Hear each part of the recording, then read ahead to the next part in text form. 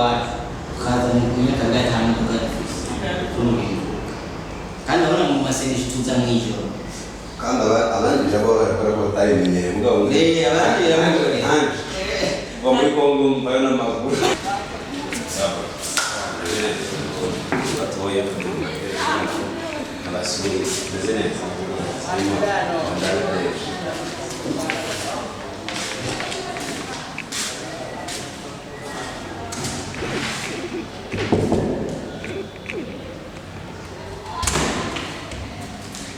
materias.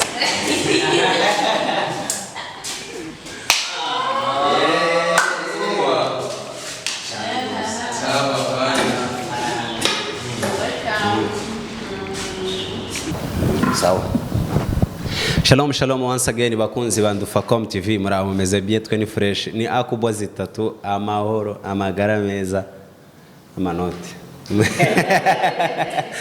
Nizera ko meze neza kama kawaida ni Intore Joyful ushatse unyita the young legend kubera ko ndi young legend muri mwabonye ko nasuye ikigo canke se company yitwa Ndufacom nibo nasuye nagiye kubagenderera nabashuti banje bakora ibintu biri special birenze mwitege kumva ibintu birenze so nibo nkeneye kuganiriza gato kugira batubwire ivyo bakora ese services zabo batanga niki batubwira ibintu bishasha batuzaniye ibujumbura ni moto reka rero mbaye ikaze batwidondore mabuja banza twidondore mbone kugera ku banyecubahiro hariya murakoze cyane banyitwa Nizigimana Anita abandi directeur administratif et financier hama muravyumva ivyo njejwe jewe nagiye ubibona nibindi byinshi uzi ikintu kintangaje nayo ukuntu nari mvuze ngo mbanze mpere kuri aba muje ku banyecubahiro kumbe nahereye ku banyecubahiro cyane gose twese turabanyacubahiro ngaha yego murakoze cyane namwe murakoze directeur financier oui batanga ifaranga uravuga ndurisize ntugende uko nyene ukurikira natwibwire nawe natwidondore murakoze ni Mimi Mireille ndi umukozi wa Ndufacom ibyo nkora ni byinshi nkora kuri akeye ndi actrice wo muri Ndufacom ndakora publicité baraka no kunyimika no muginde journaliste ni byinshi nyine ariko kangarukiriza reka dushike kwa ora ndamuzi director Davizi ntunzi reka twidondore abatamuzi je ndamuzi umuntu akomeye bakunda kuvuga ni dete canke bakavuga directeur technique wa Ndufacom Company ni Mugisha rero Rodrigue wavuze kunzi ushatse ibindi ndaza kubivuga hanyuma nyakubahwa iyo urenze mani ni Ndohezo Jean Claude kazi ka misi yose ndi umuganga mu radiologue imagerie médicale médecine nucléaire hano mu dusanzwe ni deje wa Ndufacom Company turanezerewe kukwakira kandi ukadutemberera nk'uko muri company waje turanezerewe muri zirya azi tatu zawe nakunzemwo cash amafaranga nakunzemo y'amafaranga ukuntu bitangaje nukuntu muri azi tatu wakunzemo ya cash cyane kandi uri umuganga kandi harimo aya magara meza magara ni meza ariko y'amafaranga yavuze amagara bica bigenda nabi cyane birumvikana ko n'ubundi uri docteur ukaba waraje kuyarondera birumvikana murakoze cyane rero ni Ndufacom Company natembereye twavuze Ndufacom TV urumva ni departement imwe muri departement zigize Ndufacom Company bagiye kutubwira ivyo bakora kubera ko abantu benshi ntibaramenya ivyo bakora ariko ni ibintu byinshi sana kandi byiza so ndishimye kugera hano ndishimye kubasura nizere ko mbeze neza mwese cyane turashimye so reka batubwire na kantu gato juste ntago ari interview ndende ni reka dusabe directeur mukuru atubwire Ndufacom niki yaje ari igisubizo mu bijanye niki nubwo uvuze ko uri umuganga ariko ntitugusanze ku bitaro tugusanze mu ivuriro tugusanze hano mu ntuze hano bacukura amafaranga muri business niho bacukura ifaranga so Ndufacom ni iki kuba kiyumva bwa mbere ni iki udusobanurire ese company yanyu ikora iki ko tuvuze Ndufacom TV tukumva Ndufacom Company bifitanye isano gute jambo ni rya Okay, murakoze cyane noneho ndavuga ku bintu nka bibiri cyane ibindi ndaza guhabona aho babivuge noneho ndababwira icyo bavuga icyo bakiziko je ngira mvuge bibiri cyambere ni intumbero ya Ndufacom Company avuze ati none kuri umuganga kandi ibitaro bikaba bihari hano tutari mu bitaro birameze gute Imana ni yadufasha icyo cyo cunogenda ndagishikako kuko hari abantu bashobora kwibaza ati none wahora mu Bushinwa kwiga igihugu cyarakurihiye ibi na biriya none ugiye muri company mu bindi oya n'ubuganga nabwo ntitwobuheba ko turabukunda hari ikintu bita umuhamagaro kandi umuhamagaro nikikubamwo neza nikintu uba wumva ko ari icyawe mba numva kuba no shobora gufasha abantu kwa muganga ari umuhamagaro niyo mpamvu muri iki gihe twitavye umuhamagaro ahubwo twitavye call ko ndavuga nti twitavye umuhamagaro cyangwa se apere y'umukuru w'igihugu igihe abari karavuga abwira abarundi ati abantu barishinga kuguma mu mabiro bakaguma bari ngaho barindire ngo leta izoduhemba leta izogira gutya leta ariko hari akantu umukuru w'igihugu yavuze gakomeye aravuga ati urashobora kwitwa deje uhembwa 300 ukarutwa n'umushoferi atora ivoka akayijana muri Tanzania akazana umusaruro akazana inyungu ivuye kuri yavoka ngaha kandi tubona umenga ivoka iroroshe none akavuga ngo murondera ukuntu mu kinyarwanda bavuga ngo kwihangira imirimo mwironderera ikintu cuzana ya mafaranga navuga kuri yasuko amagara meza ntayashaka n'amahoro kuko n'amafaranga atagira amahoro ntivyokunda ariko amafaranga ubwo tuyarondere nayo ntumbero turakeneye gufasha nkuko gufasha ntufashe gusa mu byo wize ariko ufashe n'ibindi byozana service nziza kuba kubene igihugu batuye igihugu baba mu ico gihugu bikagenda neza gusumba niyo ntumbero rero Ndufacom Company yaje nako ndavuga ngo n'ubuganga ntitwabuhebye buzoja musi ya Ndufacom ibyo ni impusha ziba ziriko zirarondegwa ahatandukana rero muri Ndufacom byo dukora muri rusangi abarundi batwiteze kwiki bigenze gute icyambere turafise media niyo Ndufacom TV nkuko wabitango bivuga wumvise Ndufacom Company ukumva na Ndufacom TV donc ni département imwe mu ma département 13 agize Ndufacom Company Ndufacom TV rero ni media muri media muca mwumva ibikorerwaho turagira gutya tukazana ama publicité tukazana ibintu bitandukanye tugakorera abantu ibiganiro kuri Ndufacom TV dufite ibiganiro bishika 10 bikuru ibyo ntitwobye nimero no munsi muga kuva uyu munsi tugiye kuza kuva kuwa mbere gushika kuwa Mungu kuko no kuwa Mungu hazwari ikiganiro ibyo biganiro byose bibe byaragiye aho ni muri Ndufacom TV kandi tukiri muri media turakeneye no gufasha abantu aho nyene ndagomba kubavuga akantu gakomeye abarundi benshi bariko barakoresha amamega yabo n'amayinite bakabikoresha mu buryo bwo kwiryohera kwinezereza bakaja kuri YouTube Instagram n'ahandi hose bakafotora ubufoto bakagira gutya bikaba birarangiye uno munsi Ndufacom Company ibazanira igisubizo cyo kuvuga ati YouTube irahemba nkuko guhemba tugomba kubigisha kubereka conditions zo guhembwa nizihe ubufisa ababone bagukurikirana igihumbi ukagira amasaha 4,000 by'abagukurikira hama kandi ukagira creativity donc ukaba ufise ikintu ushobora guha abarundi bakanezerwa ico gihe YouTube ikakugira umu partenaire ugahembwa twebwe rero mu ndwi imwe turashobora kukuduza tukageza kwa gwarugezo hama ugatangura ugahembwa $1 kinjira amafaranga wumvise ko ariyo navuze aya mafaranga ibintu byose bigaruka ku mafaranga okay ico ni kintu batwituye tukibafasha kandi ni muri media bikagenda neza muri Ndufacom ikintu cyambere ikora iraduza ama platform turaduza ama platform kuri baba star bavuga bakora ama filme aba baririmba muga byananiye yuko bashika ku rugezo ko gutangura kuba bagira umusaruro kuko biravuna murabizi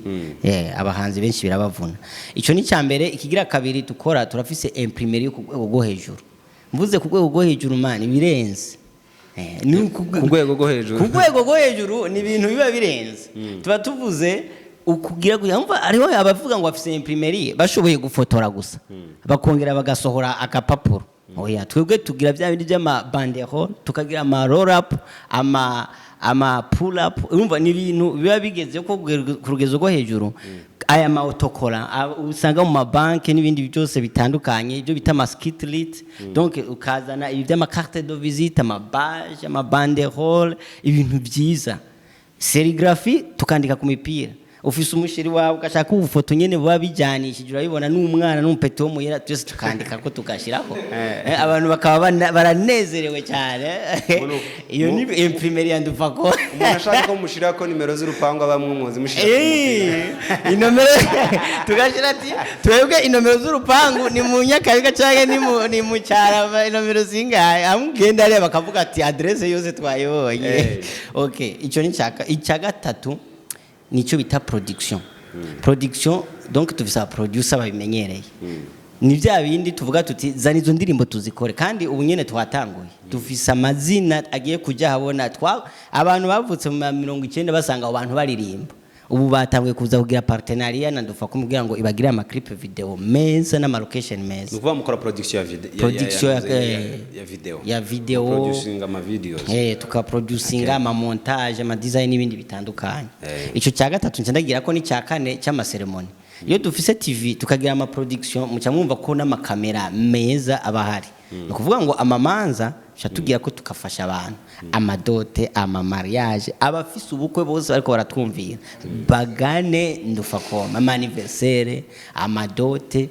ariko nyene naho biruhije kuko umuntu aba ari karaganduka akaba babaye donc yapfishije nabwo no kumanda twojayo tukamufasha tukarira tongera dukamera mukarira mucamahera akantu bakubize tukarira twongera ducamahera ico ni cyagane mucamahera akubo ya mahera irarenze ya aya mahera yavyibushe ijya aya mahera umva icyagatanu ijya ni bitanu icyagatanu ni cinematography twarabonye yuko ubundi ufashe sinoga y'abarundi turiko turagira creation ya cinema muri filme mugabo hari urugezo tutaragera ko uravye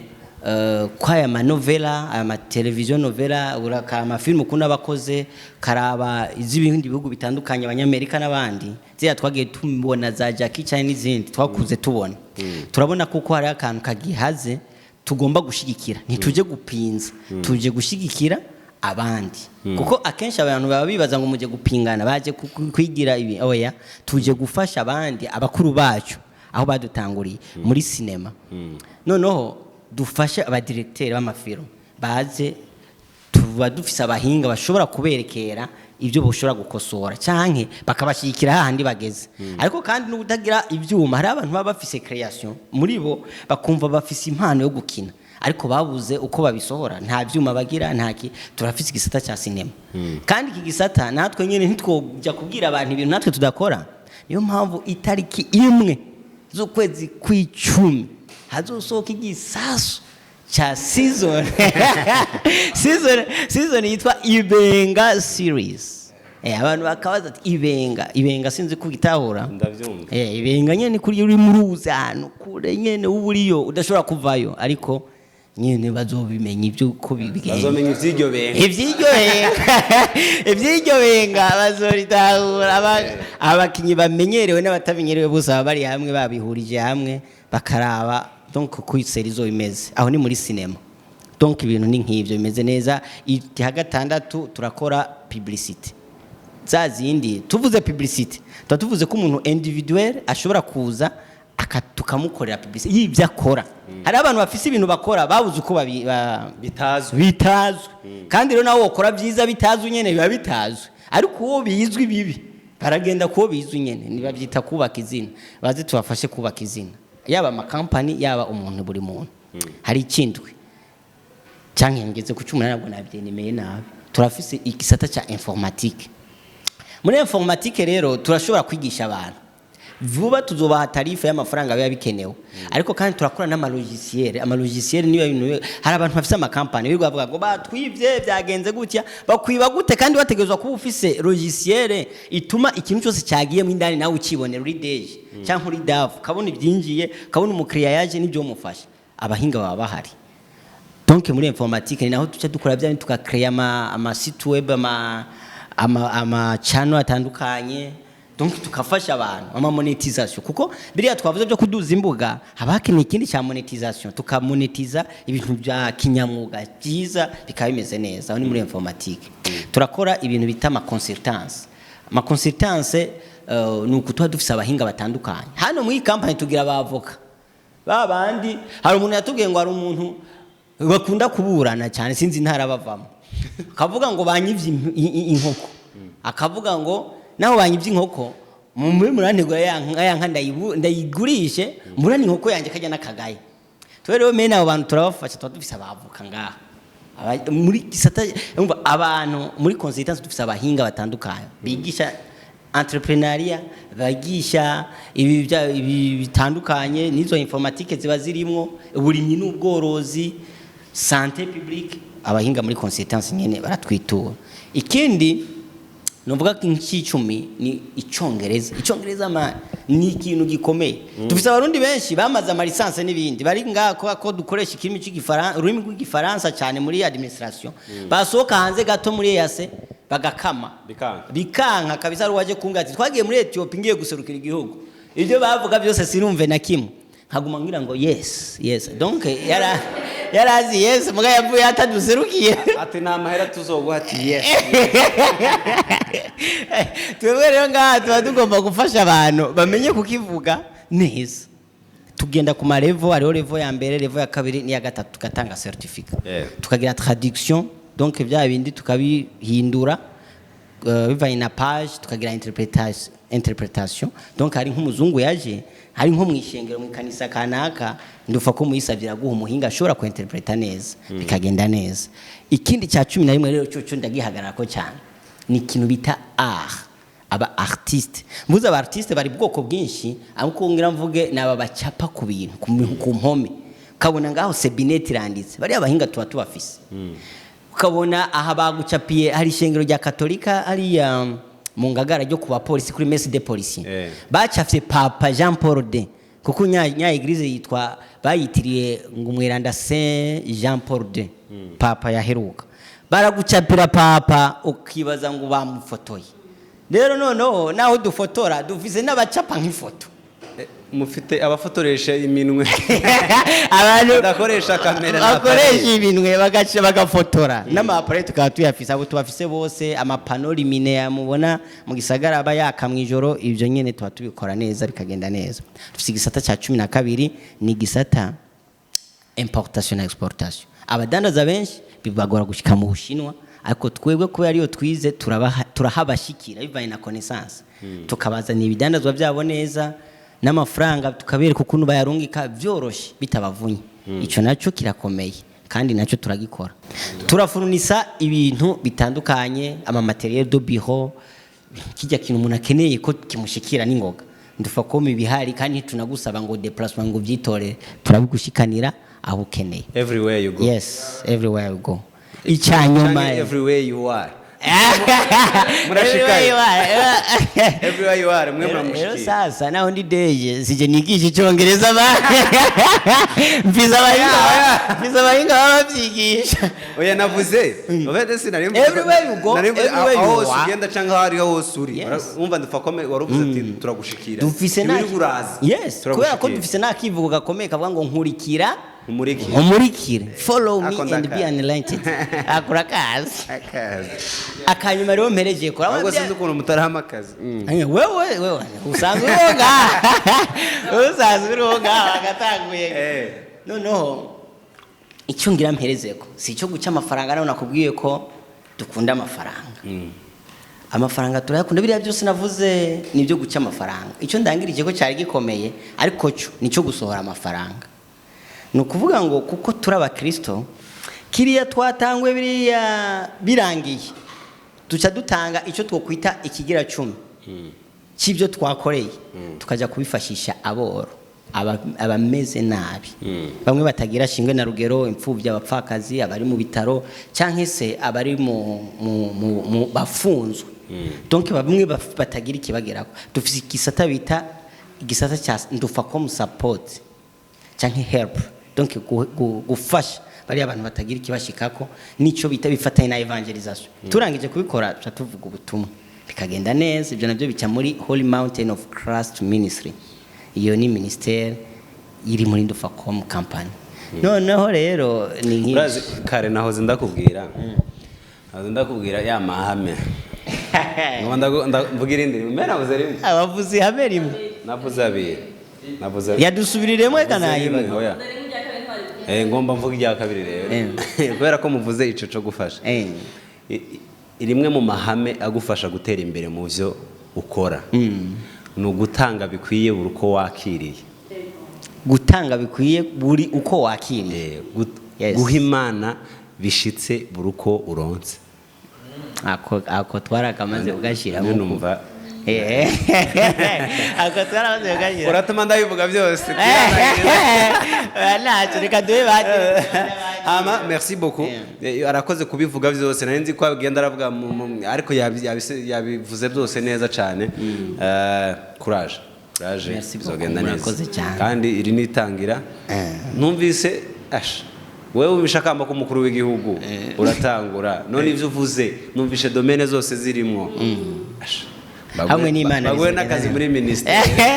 dufize n'ijambo ry'Imana rira koko ndakavuga uri kumanu ibintu byacu yaba amakontra tuba duhaye abakozi cyangwa ibindi byose tuba dufise principe tugenderako. Nk'iyi ni kontra z'abakozi mugabo usome hariya musi hariya urabona habari Ndufacom Company follow me and be enlightened. Mugabo hano musi habari ijambo ry'Imana yo muri Yobu 8 umurongo w'indu havuga ngo through your beginning was small yet your later end would increase abundantly. Nubwo itangira ryawe ryari rito amaherezo wo kunguka. Nubwo itangiriro ryawe ryari ritoya amaherezo wo kunguka. Rega ndasoma Bibiliya. Arakoze deje ibyo abandi ndibaza ko bagenda bongeraho byose wagiye bivuga ariko katwumve nyakubahwa agira ico yongeraga. Dete hapana deje ora ni deje uyu ni dete hariho na dafe ya nawe turaraba ikindi tumuhage kirenze kagiri jambo boss kuza kudutembera kwanza. Merci aussi. Ariko nanje mbwuhirire kuvyo yavuze muri Ndufacom ibyo byose yoba yavuze turabikorera ku mwanya. Ikintu c'umwanya twebwe turakigarda nimba uduhaye akazi kuri yasezerano cagiye twahanye ndico tugushikiriza cakintu kandi twe turi abantu beza. Bamwe uza kubwira ati ikintu cyane ndagishaka kuko sinzi ko bimenyereye hari nk'abantu bashobora kuza gukoresha nka video kana kazosanga nta ukiye kubona ca kintu cawe caraheze nturi buvuge ati mpindurira bakareregana nka kujya ko batayere. Twe turabahakeya tukabereka ati bino bintu mubona ari sawa twohindura hehe bikamera neza. Na cyane rero yavuze ku kintu c'imbuga vraiment turi nyuma. U Rwanda rwaradusize ibindi bihugu byaradusize mugabo biva ku kutamenya kuko twebwe twaje ngaha rero nk'igisubizo cyabyo. Dukeneye ko n'imiburi buri nyuma y'umwaka tuzoreba umwimbo w'abantu bose b'abarundi bakoresha imbuga kandi bakazironkako kuko ndakubwiye urabona nka Papa Sava ugiye kureba amakuru uravuga ko nka Papa Sava ugasanga yinjiza nk'imiliyoni 23 z'amanyarwanda. Burya nakazi gake ka leta ngayo woza gukora kinjiza ayo mahera mu mwaka je sindabyiba kiretse wayivye mu bisanzwe ugaca wumva rero ko twe twaje nko gufasha na gutanga kandi kazi twaje kwihangira imirimo twaje gutanga kandi kazi ku bantu uwo ari we wese tutarinze turi mu kazi twe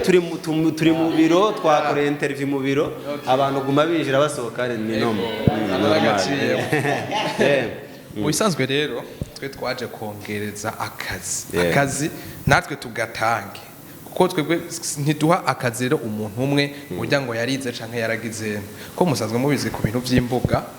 umuntu muto arashobora gukina comedy atari sanse ngaho yafise urazi yuko umupastor ashobora kuvuga ivuga butumwa likaja kure ku bantu ariko akaronka n'akantu nawe ya mafaranga hajya ayigumigaruka ibiri ivuga ngo tubeshweho n'imirimo y'amaboko aho abyumvise na bwa butumwa kandi bibuke buba bugeze kure urumva rero mu bisanzwe ico kintu twebwe turagihagarara ko cane kuvuga ati reka dutanga akazi imiliyoni zose turi mu Burundi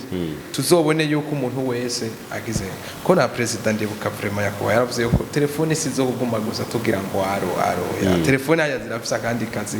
tuguma twidoga ngo ubuzi mu mwanya uguma wumva telefone mbega ngaho muri Ndufacom nta kazi mwodo mugano kubwira ati ingo tugufashe ukuntu nawe higereje zo zurironkera ama miliyoni ico rero twebwe ciwacu hamara kandi kabijya ivyo byose nubwo tubikora bya bindi byose by'amaklipe twace tugaruka tubati nubonye ntitwojya twenyine gutu umuntu yokuzanira umuntu hako ntugera umuhaye akana cha dukubitako purusizi zitatu nimba ari umuntu uzobuzanye aje kurangura ibintu hanze mu gushimwa akazana miliyoni 500 3% urumva amahera agenda twaye uwo munsi nta bintu birebire gusa ati nguyu ndamushikirize arasi muzi gufata neza abakiriya marene nta deni no kuvanako ako kantu rero ko shaka bari umuntu uzanye urubanza turaguharurira tukavuga atakiranya kuba mu bisanzwe je ndumva rero Ndufacom ni kongereza cyane gukura ndetse ubukene mu bantu hariya tubwite no muzi turonke natwe turonkeko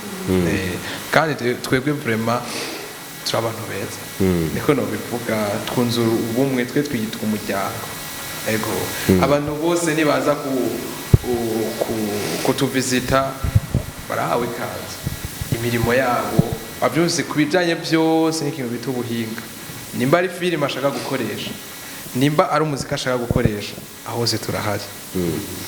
abashaka kugira ibiganiro kuko hari abantu baba bafite impano batabona iyo wagenda ku radio kana ugasanga bakubwiye ngo mu ibihumbi binganangano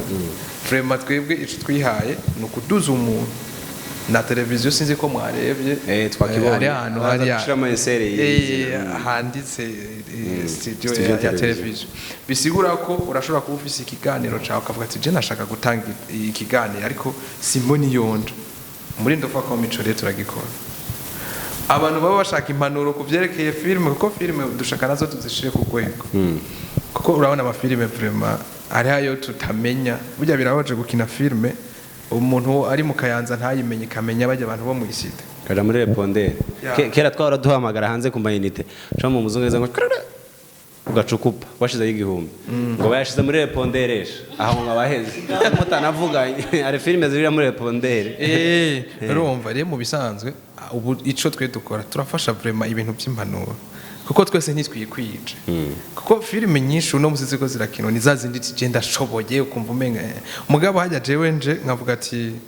atruwa hajya ubona kano ga filime gute nagize wamaze kumfata urumva yuko nawe biba bimeze neza rero twe turafasha abo bantu rero ku bintu byerekeye ubuhinga bwose twebwe utubwiye ati dushaka gukora uko nukuri dufashanije byose bigenda neza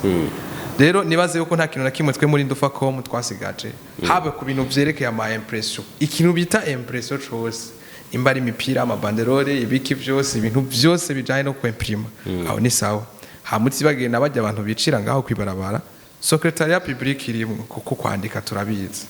ako koze turakenseramo kakajamo abandi baravuga merci beaucoup bon si nta birebire dusigaje kuko ibyo nari nkeneye ko abantu bamenya babimenye bavyumvise tugana ku musozo mpera mabuja hano atubwire kubijanye n'agafaranga ntitumubaza umutungo uburyo uhagaze ariko nashaka gusa tumenye iyi ni part 1 twagiye tubica ku hejuru iki ni ikiganiro ca mbere dukoze muvuga kuri Ndufacom ndibaza ko tuzokora n'ibindi oya kuri ndiko ndava ngo ndibaza ko muzokora kuko none nzogaruka nibaza ko tuzogaruka noneho tubisigura ku buryo noneho ikintu mu kindi ariko ndumva abantu en general mwabivuze mwagaragaje kubivuga kubijanye n'amafaranga no mugitangira ndabizi ko ari mugitangira ubishinzwe abantu baraza barabagana se kubera ko kugira ngo menye ko abantu baza nuko amahera yinjiye ku biriko birisheganya hariya canke abantu bagafaranga biragoye kugira ngo bahage ariko rero muri Ndufacom biriko biraza uraze ko intanga igoye ariko igikorwa turiko turagira publicité rero iyo publicité izogera kure na babandi bariya nyene bariya twasize hariya ruguru namwe turashaka ko bibashikira kugira ngo baze muri Ndufacom tubakorera ibintu byiza cyane kagafaranga kinjira agafaranga turagashaka